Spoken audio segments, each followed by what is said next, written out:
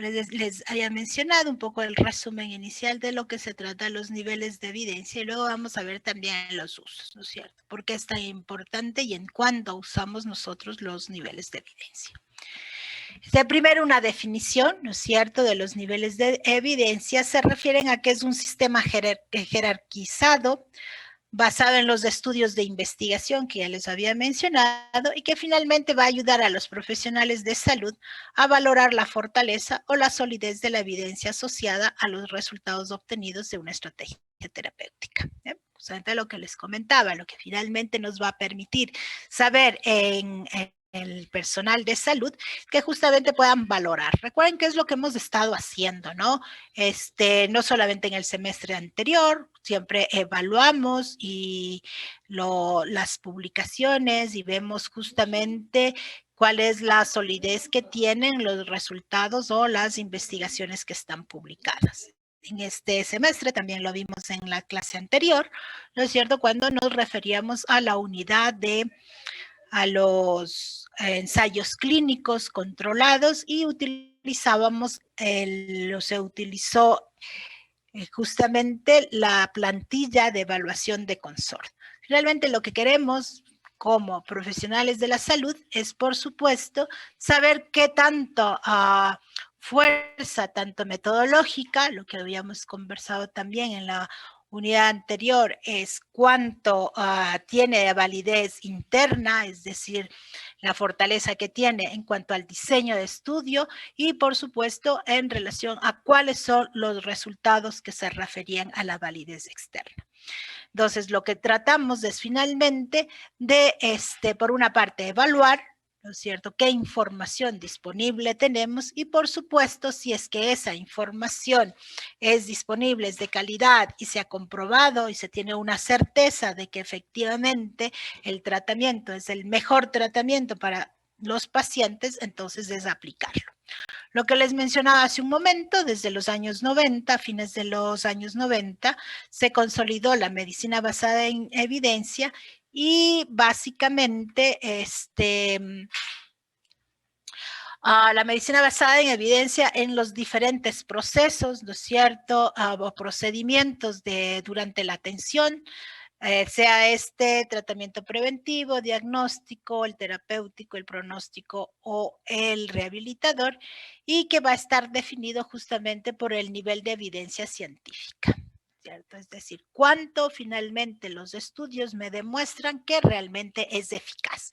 Recordemos de nuevo lo que habíamos visto en la unidad de los ensayos clínicos controlados, ¿no es cierto? Lo que se trataba al final de todos los estudios científicos, en el caso de los estudios experimentales, es justamente comprobar la eficacia y la seguridad de los diferentes tratamientos que se están probando, ¿no es cierto?, para determinadas enfermedades. Entonces, justamente lo que se trata es de que el momento que se aplique un procedimiento o un tratamiento a un paciente específico, pues esté basado en la mejor evidencia. Es decir, que tengan sustento científico suficiente para garantizar que ese tratamiento es el mejor que pueda recibir el paciente. Un poco recordar, esto ya lo vimos igualmente en la unidad anterior, ¿no es cierto?, que se refería a la jerarquía de la evidencia científica para las preguntas terapéuticas y donde de acuerdo al tipo de diseño de estudio vamos a tener mayor o menor calidad en el caso de la evidencia. Recordemos que en la pirámide, en la base de la pirámide, vamos a tener todos la opinión de expertos o estudios pequeños también en laboratorio o reportes de caso, ¿no es cierto?, lo que es el reporte de caso o las series de casos, ¿no es cierto? Y a medida que van donde en principio este tipo de diseños son los que menos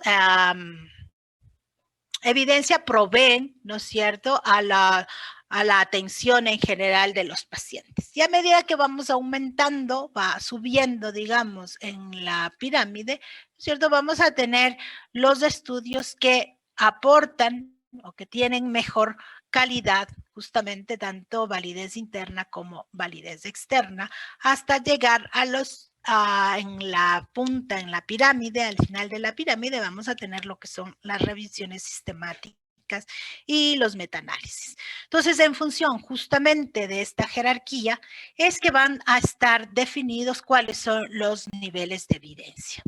Los niveles de evidencia más bajos, por supuesto, van a ser aquellas que están, y recomendaciones, aquellos que están basados en este tipo de estudios. Como les mencionaba, con los expertos, la opinión de expertos, los reportes de caso, que es a nivel de individual, o la serie de casos. Luego vamos a tener, si vemos los estudios de corte y los estudios de casos y controles, recordemos que son estudios analíticos que nos van a permitir justamente establecer relación causal, ¿no es cierto? Asociación. Algunas características de los estudios de casos y controles, solamente para recordar, porque esto vimos del semestre anterior, al inicio de la clasificación también de los ensayos clínicos, volvimos a ver. Y aquí es súper importante porque tenemos que identificar con claridad qué tipo de diseño corresponde para poder calificar el nivel de evidencia. Entonces debemos tener claro las características de nuevo de cada uno de los diseños.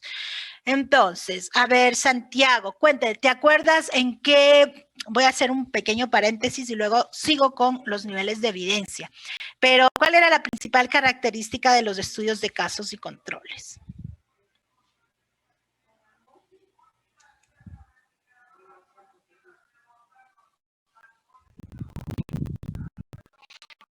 Estás con el micrófono apagado, por favor. O son las medidas de prevalencia, como el odds ratio. Ya, pero eso es las medidas. Yo lo que te estoy preguntando es la característica del diseño.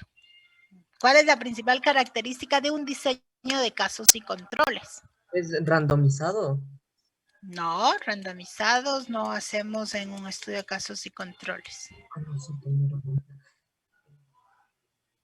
A ver, ¿quién se acuerda de la principal característica de los estudios de casos y controles?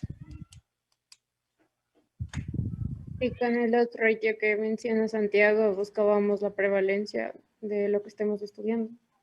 No, no les estoy hablando de la parte de análisis de datos. Les estoy preguntando los aspectos metodológicos de un estudio de caso. No se confundan. Está bien, ya me dijeron que obtenemos como medida de asociación el odds ratio. Listo, ya. No ha preguntado de nuevo a qué se refiere con el análisis de los datos. Estoy diciendo metodológicamente cuál es la principal característica de los estudios de casos y controles.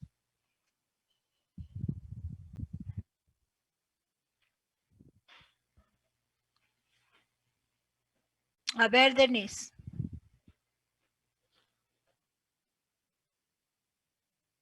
Muy bien, ¿y con qué comparamos?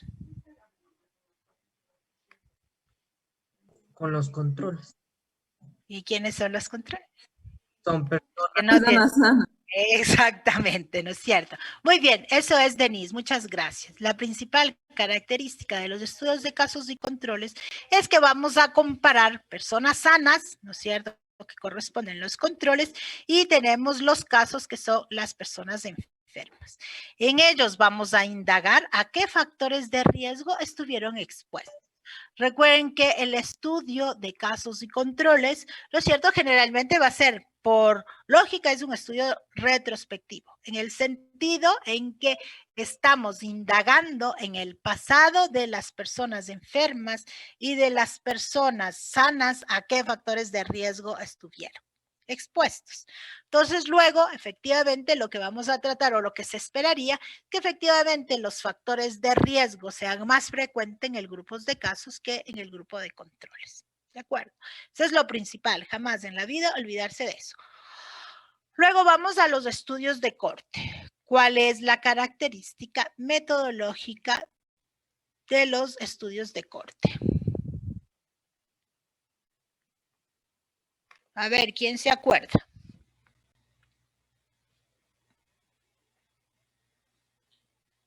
Cristina.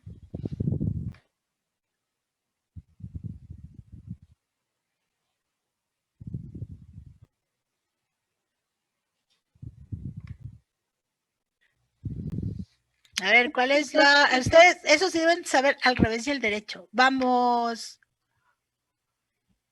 El de corte es el que se parte de la exposición y se busca el efecto.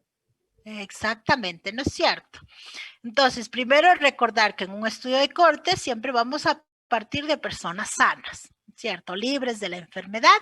En este grupo vamos a clasificar en expuestos y no expuestos y posteriormente vamos a hacerles el seguimiento hasta ver, ¿no es cierto?, quienes desarrollan la enfermedad tanto en el grupo de expuestos como no expuestos. Recordar que en el estudio de corte podemos tener cortes prospectivas o concurrentes, que son las típicas longitudinales, que se hacen obviamente al futuro, o sea, se hace el seguimiento hasta que las personas desarrollen la enfermedad. Pero recordemos que también tenemos estudios de corte histórica, también llamados estudios de corte no concurrentes. ¿De acuerdo? Luego tenemos los ensayos clínicos, que es lo que acabamos de ver la semana anterior, ¿no es cierto? Tanto los aleatorizados como no aleatorizados o llamados ahí sí randomizados o no randomizados. Recordemos que solo en los ensayos clínicos realmente, bueno, a veces podríamos decir que a lo mejor en un... pero la palabra aleatorizado, digamos randomizados, generalmente vamos a utilizar más para los ensayos clínicos. Sí podemos hacer aleatorización si es que nosotros estamos realizando un estudio de prevalencia a nivel poblacional. Por supuesto, tenemos que tener alguna forma de seleccionar a los participantes. Y por supuesto, puede ser por muestreo aleatorio simple. ¿Sí?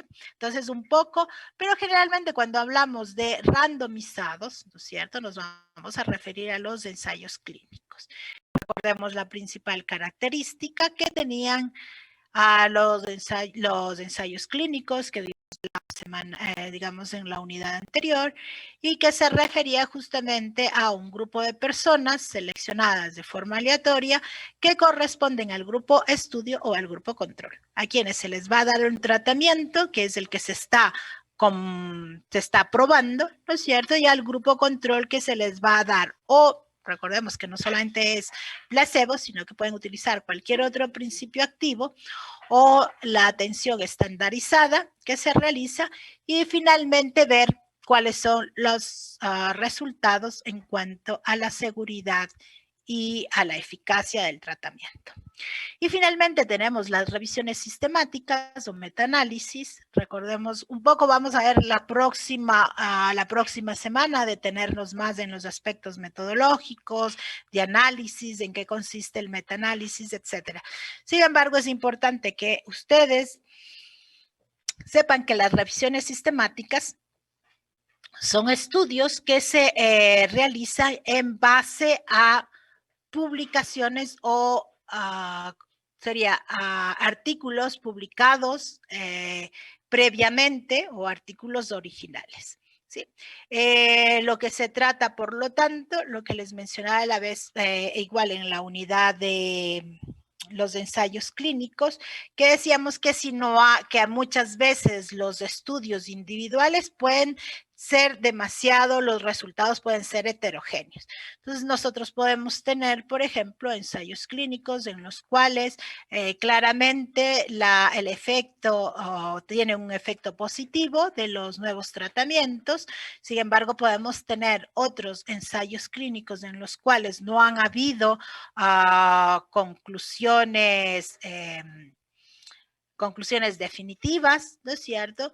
Y que en ese caso, ¿no es cierto?, cuando hay demasiada heterogeneidad en los resultados, se recomienda realizar una revisión sistemática, es decir, hacer un análisis de los artículos publicados previamente sobre el tema y en función de esos resultados tratar de obtener una medida que se conoce como medida ponderada, ¿no es cierto? Y saber en realidad de forma conjunta en todos los estudios cuál sería esa tendencia. Si en realidad digamos, la intervención está a favor, ¿no es cierto?, del tratamiento, o si en realidad está en contra. Entonces, las revisiones sistemáticas, como les digo, lo que se trata es obtener todos los artículos que se han publicado sobre un tema específico, hacer un análisis, un compendio de esos resultados y finalmente obtener una medida, ¿no es cierto?, a partir de los artículos individuales que justamente nos permitan interpretar si es que la intervención realmente es a favor o los resultados son favorables o están en contra de la intervención que se está estudiando. ¿Por qué es justamente la calidad más alta de evidencia tienen las revisiones sistemáticas? Porque justamente se van a basar en ensayos clínicos randomizados o aleatorizados, ¿no es cierto? Y recordemos que este tipo de ensayos clínicos en realidad tienen una muy buena evidencia, el riesgo de sesgo es muy bajo. Por lo tanto, si nosotros realizamos una revisión de todos los ensayos clínicos de alta calidad y de buena calidad, por supuesto, querría decir que la sistematización de estos resultados, de estos estudios, van a tener igual, ¿cómo sería? Igual riesgo o menor riesgo de sesgo que inclusive los estudios individuales. Además, es justamente como su nombre lo dice, son revisiones sistemáticas, significa que van a tener un método ordenado, ¿no es cierto?, sistemático, que al final me van a permitir obtener conclusiones válidas, justamente a partir de los diferentes estudios que se hayan utilizado. No quiere decir que, ojo, que no haya revisiones sistemáticas que sean de baja calidad. Si es que los estudios originales son de baja calidad, por supuesto, las revisiones sistemáticas son de baja calidad. Como que si nosotros queremos hacer un estudio que va a tener como base la información secundaria, la información de las historias clínicas, por ejemplo, si las historias clínicas son de mala calidad, si no hay información completa, si a la final no se entienden las recomendaciones que ha realizado el médico, etcétera, entonces, por supuesto, va a bajar la calidad del estudio en sí, debido a que ¿cómo sería? La base sobre la cual se basan las recomendaciones y las conclusiones de este estudio, el análisis del estudio, la información es deficiente, por supuesto, eso mismo se va a mantener durante cualquier tipo de análisis o de estudio que se realice. Por lo tanto, las revisiones sistemáticas, por supuesto, pueden ser sensibles a la calidad de los ensayos o los estudios originales. No solamente se hacen revisiones sistemáticas de los ensayos clínicos, ¿no es cierto? Pueden haber revisiones sistemáticas que se hagan alrededor de los estudios de corte o también revisiones sistemáticas que se realicen en relación o que se utilicen estudios de casos controles originales. ¿Cuándo se van a utilizar? Generalmente cuando lo que se trata es de establecer factores de riesgo, recordemos, a diferencia que los ensayos clínicos lo que se trata es de obtener eficacia y seguridad de los tratamientos. Ok, esto era solamente para recordarles, porque es súper importante que ustedes tengan claro cada uno de los diseños para que justamente puedan calificar de forma adecuada el grado de evidencia o identificar el grado de evidencia, el nivel de evidencia y el grado de recomendación. ¿Okay? Esto era como un paréntesis. Volviendo a los niveles de evidencia, ¿no es cierto? Y los grados de recomendación, por supuesto, como les había mencionado, esos niveles de evidencia y esos grados de recomendación justamente están en función de la calidad de los estudios. Tanto de la calidad metodológica, ¿no es cierto? Recordemos de nuevo que era la validez interna, que se refería justamente a eso, y la calidad o la validez externa que se refería a los resultados. Es decir, cuánto o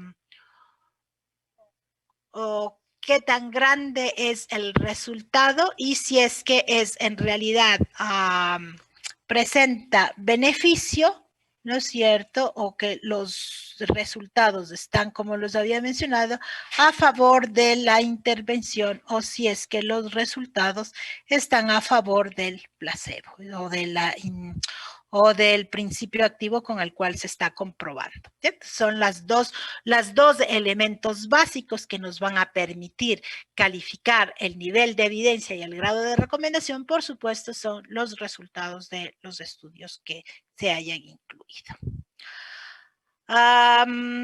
Como esto ya les acabo de mencionar, los niveles de evidencia provienen no solamente de la solidez del diseño, de nuevo, ¿no es cierto?, de los aspectos metodológicos, sino de la solidez de los resultados. Esto ya lo vimos en la unidad anterior. Recordar que siempre vamos a tener estos dos grandes componentes.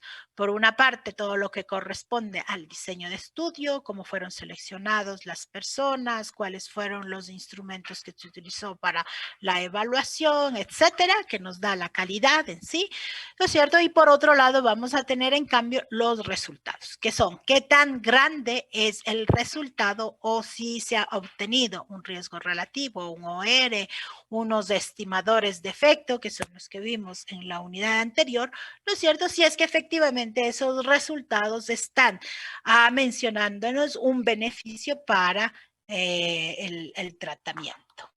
Se está probando. Dice emitir juicios sobre la calidad de la evidencia y el grado de recomendación mediante un enfoque sistémico puede ayudar a prevenir o disminuir los errores, a facilitar la valoración crítica de estos juicios y a mejorar la comunicación de esta información, que ya les había mencionado, ¿no es cierto? Necesitamos nosotros tener claridad de cuál es el diseño y por lo tanto también los sesgos o los riesgos de sesgo que cada uno tiene o que puede tener y por lo tanto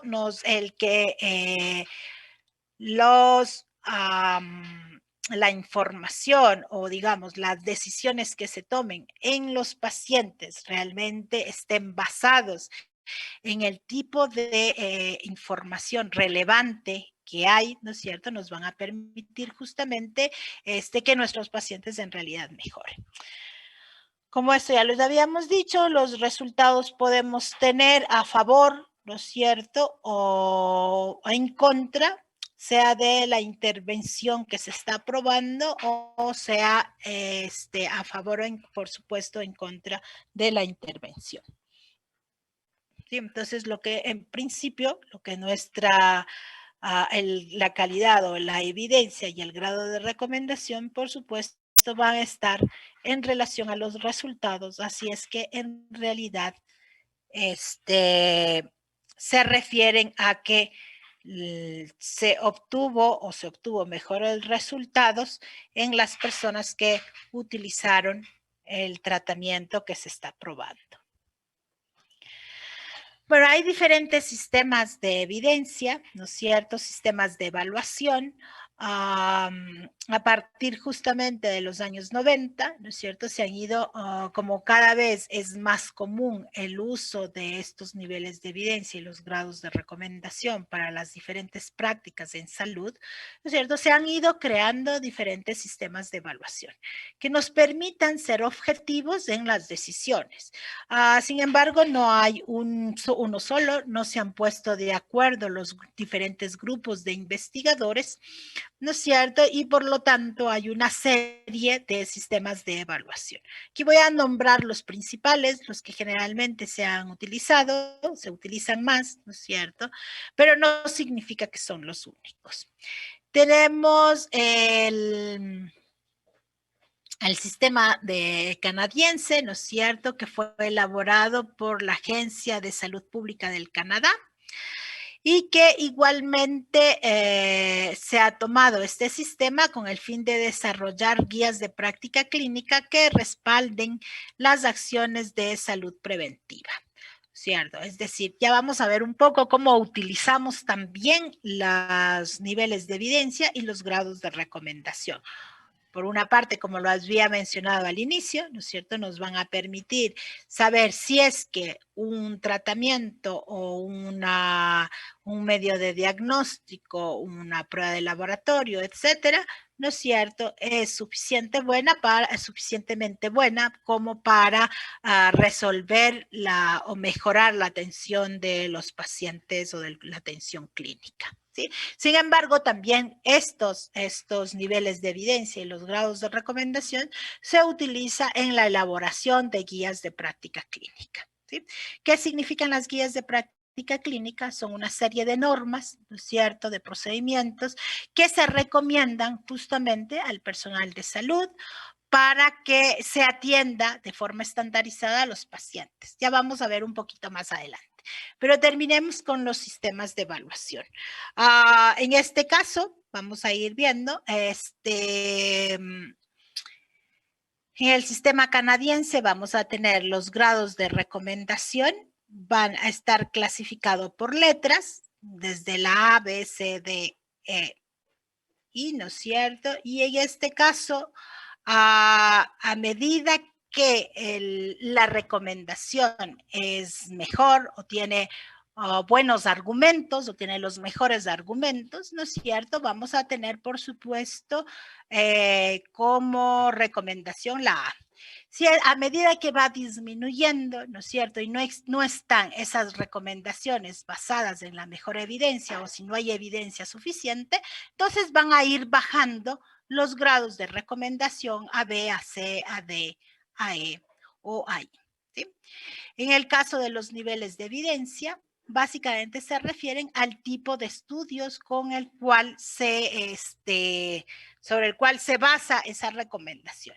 Entonces, si es que igualmente va con números desde el 1 hasta el 3, o puede haber hasta el 4 hasta el 5, dependiendo cuál es el sistema de evaluación que se está utilizando, pero aquí lo que surge es que el nivel de evidencia 1, ¿no es cierto? El que tenés, en este caso, el menor, ¿no es cierto? Significa que es el que se basa en estudios, por ejemplo, de ensayos clínicos controlados con asignación aleatoria.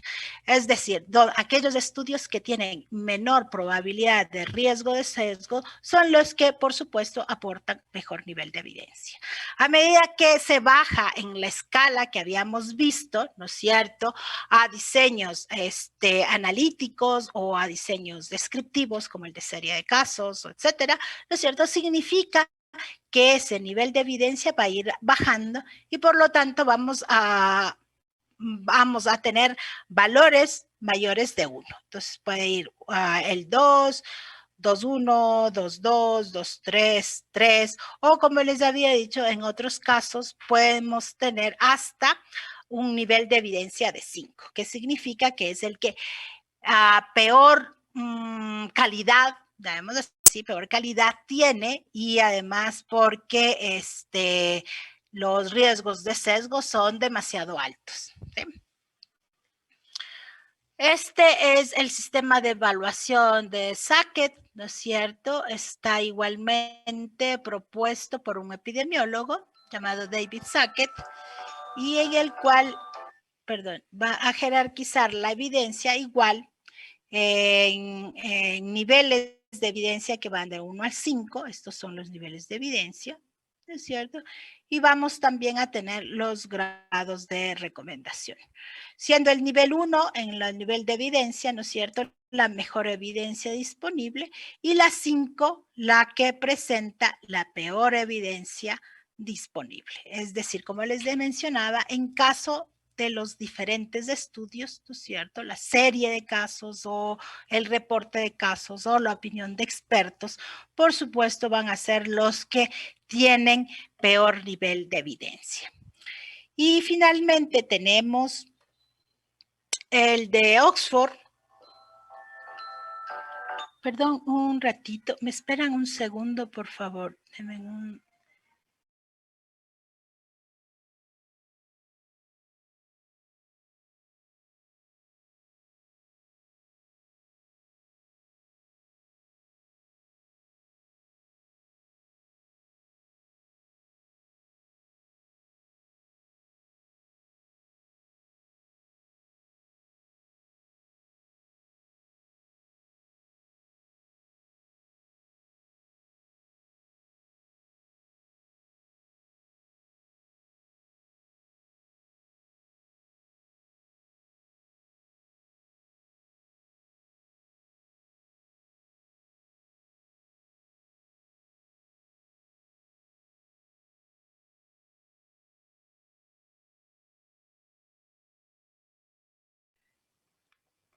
Ok, perdón chicos. Bueno, y lo que les decía, el último sistema, que es el que generalmente se utiliza, que es el sistema de evidencia, el sistema basado en evidencia de Oxford, ¿no es cierto? Donde igualmente vamos a tener, por una parte, el grado de recomendación en letras, desde la A, en este caso es hasta la D, ¿no es cierto? Luego vamos a tener los niveles de evidencia, de acuerdo igualmente a la clasificación. Entre 1A, 1B, 1C, si ustedes se fijan, por ejemplo, en el caso del 1A tenemos revisiones sistemáticas, de nuevo, ¿no es cierto? Pero acá ponen con estudios, recordemos que las revisiones sistemáticas son aquellas investigaciones que utilizan estudios o hacen el análisis de estudios originales, ¿no es cierto? En este caso, el 1A es que se haga una revisión sistemática o que además esa revisión sistemática utilice ensayos clínicos controlados con asignación aleatoria. Y así sucesivamente va a ir bajando. Por ejemplo, el 1B se refiere a los ensayos clínicos controlados a nivel individual y que tengan intervalos de confianza estrechos, es decir, en los resultados. ¿Se acuerdan que nosotros veíamos en los gráficos de la unidad anterior que podían tener en los intervalos de confianza, intervalos amplios que podían inclusive pasar el valor de 1, ¿no es cierto? Es decir, que teníamos intervalos de confianza en los cuales estaba el 1 incluido. Y en otros casos teníamos intervalos de confianza que eran muy estrechos, ¿no? Entonces, en ese caso, el nivel de evidencia es 1B. Si luego tenemos, por ejemplo, dice eficacia demostrada por la práctica clínica, luego en la recomendación en general B vamos a tener diferentes diseños de estudio, ¿no es cierto? La 2A, por ejemplo, se refiere a las revisiones sistemáticas con estudios de corte, ¿no es cierto? El 2B van a ser estudios de corte individuales o ensayos clínicos aleatorizados de baja calidad. Luego el 2C vamos a tener los estudios ecológicos y estudios de resultados en salud. Ya les vamos a revisar, aquí hay unos numeritos que están al final, lo que significan. Luego el 3A va a ser revisiones sistemáticas, pero de estudios de casos y controles, igual que sean homogéneos. En el 3B, por ejemplo, tenemos estudios de casos y controles a nivel individual. Luego ya el C y el D, si ustedes se fijan, ya vamos a tener serie de casos, ¿no es cierto? O estudios de corte y casos controles de baja calidad. Y como el 5, en cambio, la opinión de expertos sin valoración crítica explícita o basados en investigación de laboratorio en función de fisiología o principios fisiopatológicos. Es decir, el estudio de un caso, lo que se conoce como reporte de caso. Este es el que generalmente en muchas de las, digamos, en muchas de las guías de práctica clínica se utiliza el sistema de Oxford.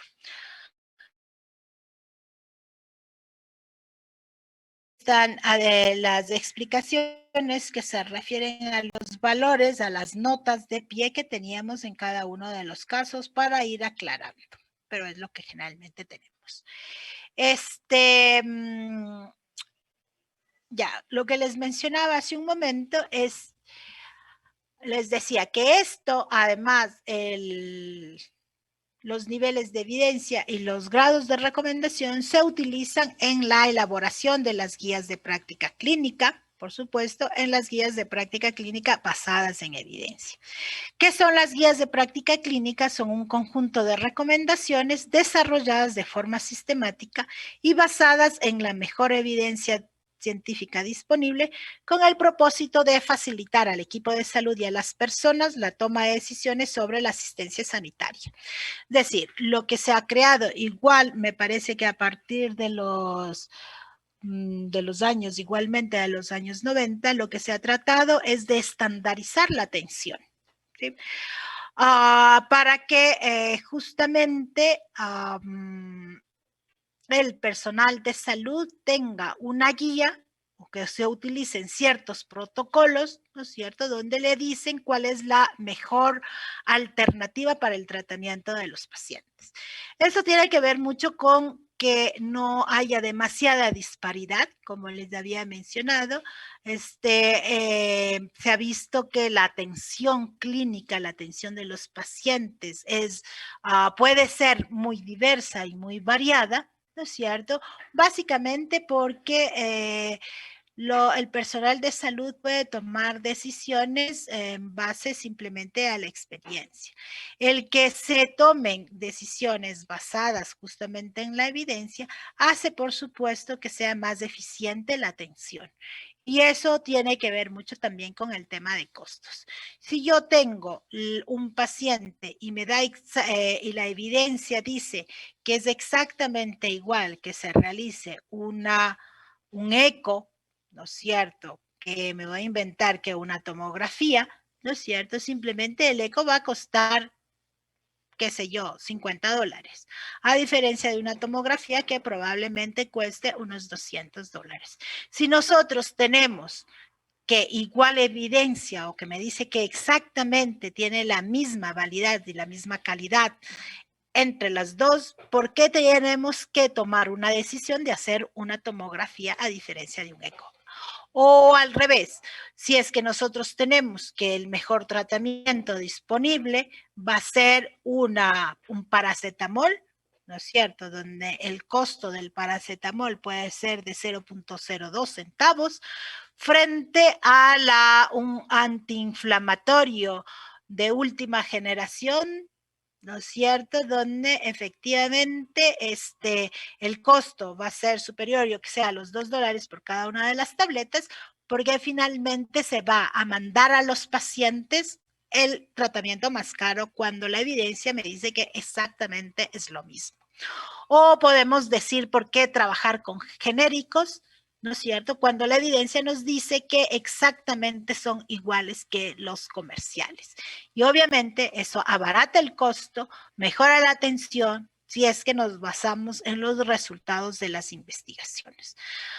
De eso se trata justamente la guía, de formular una serie de normas, ¿no es cierto?, de procedimientos que le permitan al médico, ¿no es cierto?, de atención, o sea, a nivel hospitalario o atención primaria, que efectivamente utilice, ¿no es cierto?, la información y que sobre todo se utilice y se apliquen esas recomendaciones.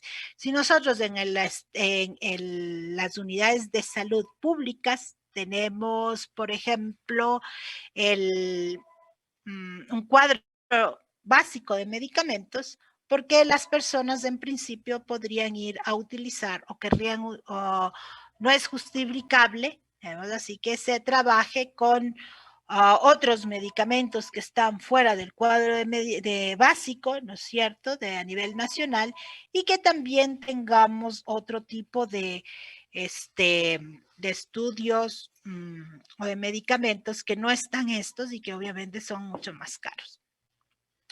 Entonces, básicamente las guías de práctica clínica es eso, las recomendaciones, como acá dice, son herramientas útiles para organizar la mejor evidencia científica disponible para la toma de decisiones clínicas, ¿no es cierto?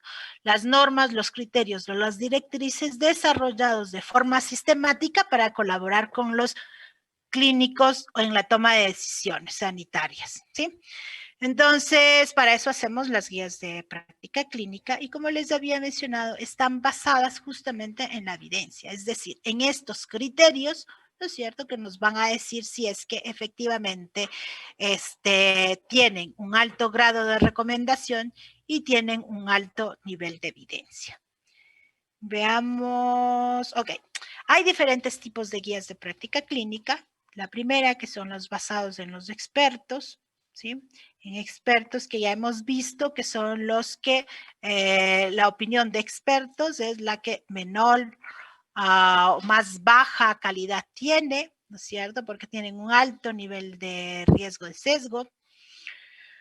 Luego tenemos las guías de práctica clínica basadas en consenso, ¿sí? Que igual estas guías de práctica clínica son formales, están basadas en un panel de expertos. En el anterior se refería a una sola persona. ¿Sí? Acá ya va a ser por lo menos un grupo de personas, ¿no es cierto? Y se realizan de forma estructurada.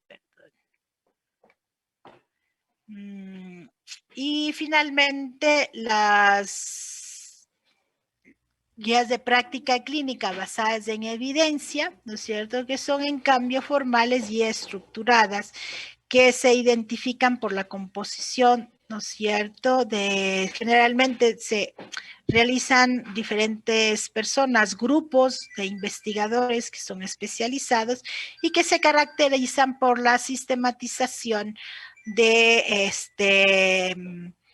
la información que está disponible. Se va a hacer una búsqueda, se va a hacer una valoración crítica de los artículos, etcétera. Entonces, estas son, digamos, por eso finalmente es importante los niveles de evidencia, porque es lo que vamos nosotros a obtener en las guías de práctica clínica.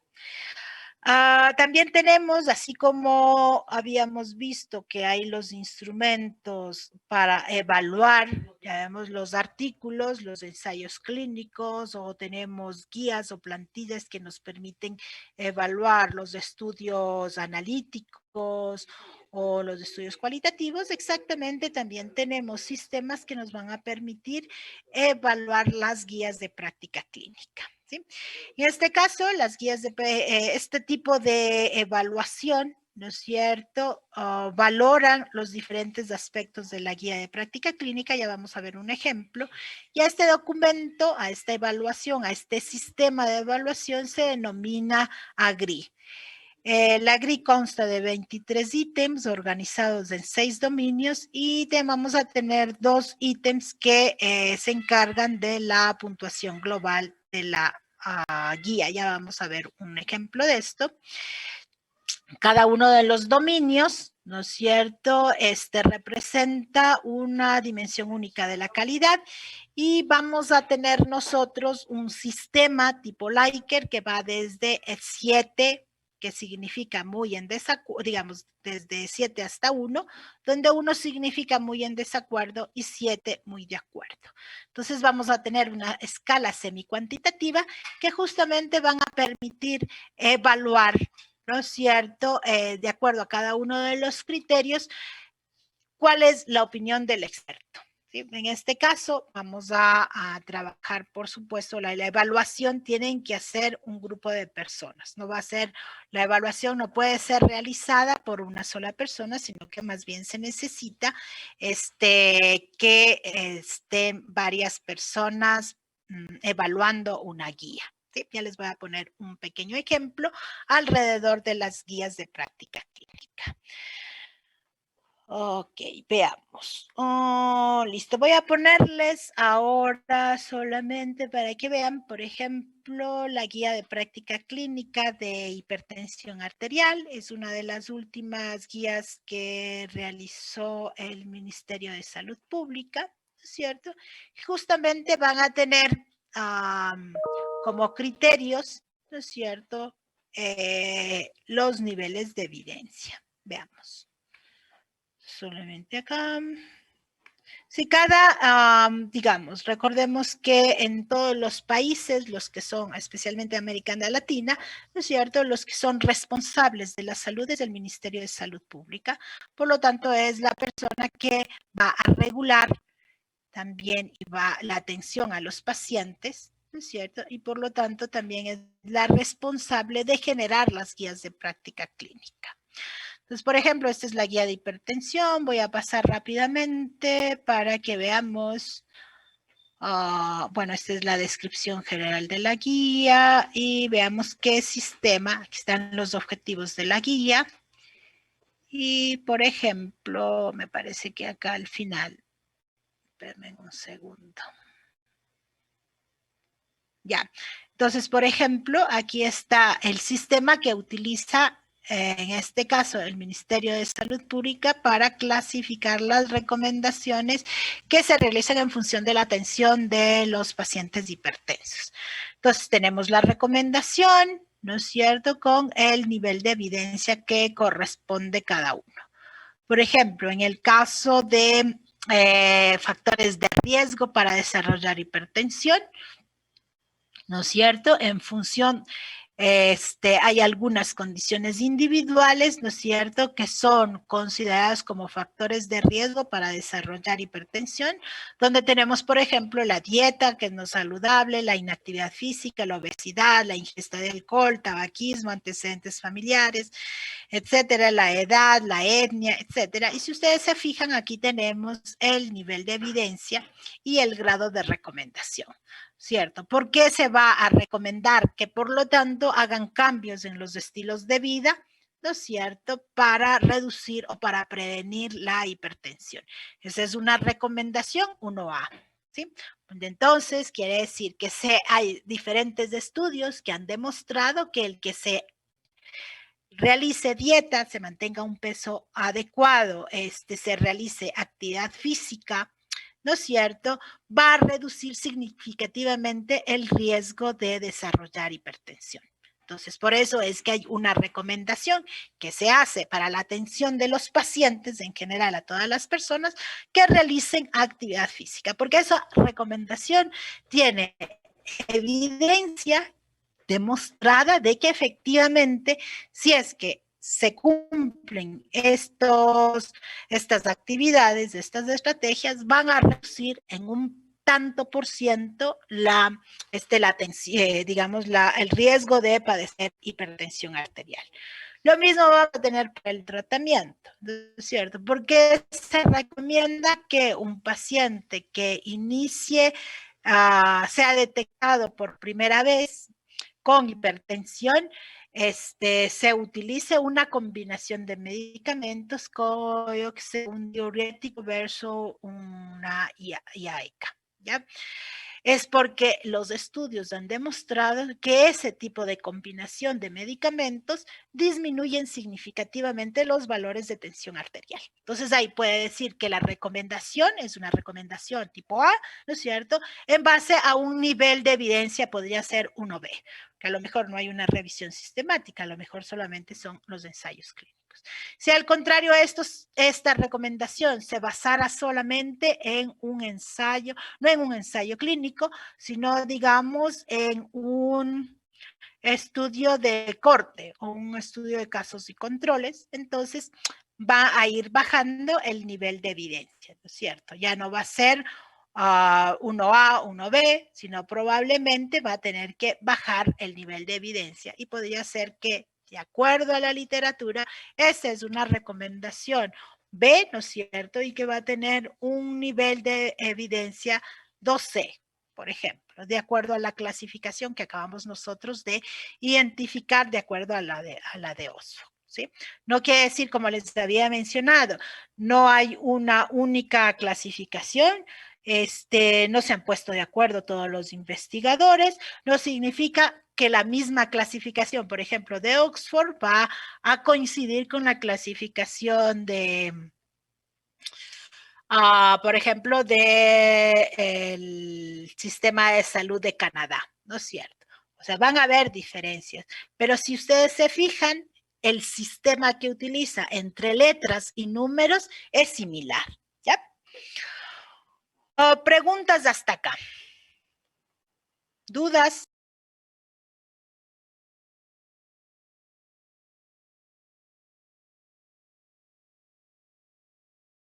Listo. Antes, si no hay dudas, voy a poner un video bien cortito, de nuevo, de lo que son las guías de práctica clínica, y luego vamos a hacer un ejercicio en grupos para que ustedes identifiquen el tipo de diseño y califiquen. Vamos a trabajar con la de Oxford, ¿sí? Ustedes tienen 2 artículos que les recomiendo que revisen. La uno es muy cortito, que es los diseños de estudio y el grado de evidencia, de nuevo, de lo que hemos conversado ahora. Y también hay un artículo sobre las guías de práctica clínica y los niveles de evidencia, que es ampliado lo que les acabo de contar, lo que les acabo de dar en la clase. El resumen es lo que tenemos nosotros en la exposición, ¿ya? Pero igual, podemos profundizar un poco el tema. Si hay dudas, podemos revisar, y es más, para el ejercicio les recomiendo que al menos el segundo artículo que se refiere a los diferentes tipos de escalas y de escalas de evaluación que tenemos para los niveles de evidencia y las guías de práctica clínica. Si tienen dudas, pueden revisar la presentación y también pueden revisar este pequeño documento, ¿no es cierto?, súper cortito al respecto de esto. Entonces voy a compartir ahora, como les decía, un video que es cortito, muy cortito. Pero en un segundo.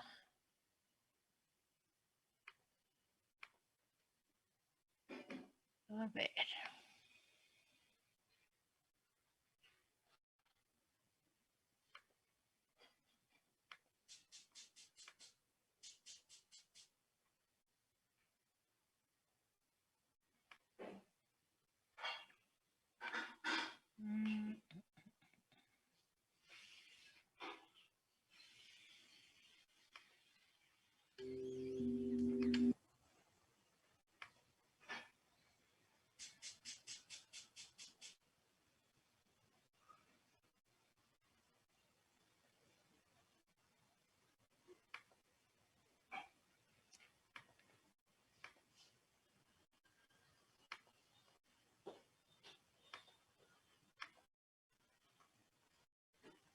Si ustedes tienen, le vamos a pasar rápidamente.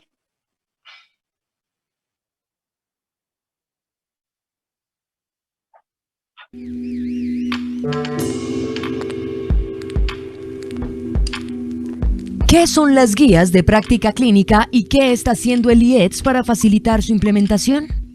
Las guías de práctica clínica son un conjunto de recomendaciones desarrolladas de forma sistemática para ayudar a profesionales de la salud y pacientes a tomar decisiones acerca de la atención en salud más apropiada y a seleccionar las opciones diagnósticas o terapéuticas más adecuadas para una condición clínica específica. ¿Para qué sirven las guías de práctica clínica GPC? Las guías de práctica clínica permiten sintetizar grandes volúmenes de información en un formato conveniente y listo para ser usado por prestadores de servicios de salud, profesionales de la salud y pacientes.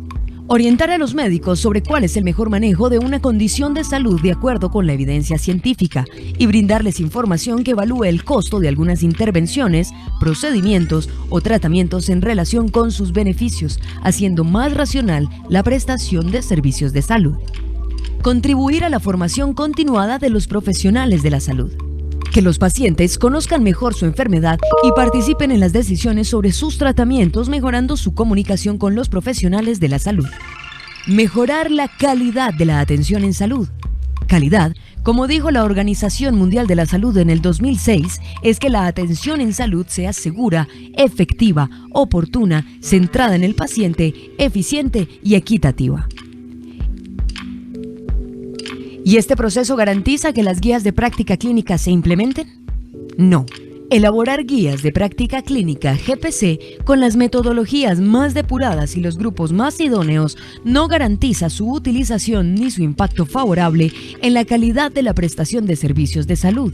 Hay una brecha importante de implementación donde las recomendaciones basadas en evidencia incluidas en las guías no se adoptan en la práctica clínica. Por eso, el IEDS facilita el proceso de implementación liderado por el Ministerio de Salud y Protección Social, formulando planes estratégicos de implementación en las diferentes regiones del país, mejorando las probabilidades de implementación de las guías, desarrollando herramientas facilitadoras creadas específicamente para los diferentes actores del sistema y acompañando al gobierno central, a las secretarías de salud, a las aseguradoras de los regímenes contributivos y subsidiado, a las instituciones prestadoras de servicios de salud, a los profesionales de la salud y a los pacientes en este gran reto de la implementación de evidencia. El IEDS cuenta con gestores regionales que trabajan de la mano de los actores locales con el fin de garantizar un proceso de implementación descentralizado y participativo en todo el país.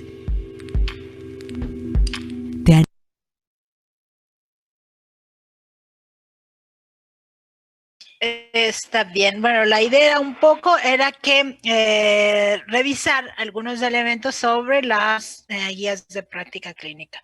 Como les había mencionado, lo más importante es que muchas de las guías de práctica clínica están sus recomendaciones basadas en evidencia. Por lo tanto, es importante que reconozcamos a qué corresponde o cómo finalmente se realizan las recomendaciones y los niveles de evidencia. ¿De acuerdo? Entonces, vamos ahora a trabajar en los grupos y nos vamos a generar, ¿no es cierto?, las sesiones, por favor, para que cada persona se dirija al grupo a realizar el ejercicio. Como les había dicho, ¿en qué consiste? Ustedes tienen en resúmenes, ¿no es cierto? Van a tener 3 resúmenes de 3 tipos de artículos, resúmenes de 3 artículos, ¿no es cierto?, publicados. La idea es que ustedes identifiquen qué tipo de diseño corresponde y por lo tanto utilicen el sistema de Oxford para clasificarlos, tanto en el nivel de evidencia como el grado de recomendación y por supuesto que argumenten, es decir, por qué están finalmente escogiendo esa clasificación, ese valor. ¿Ya? Son 12:15, veamos si es que alcanzamos a regresar a hacer la plenaria ahora mismo. De lo contrario, la plenaria dejaríamos para la próxima semana. Pero veamos cómo vamos, cómo trabajan o cuánto avanzan en el trabajo de grupos, ¿de acuerdo? Entonces, están creados los 5 grupos. Por favor, vamos a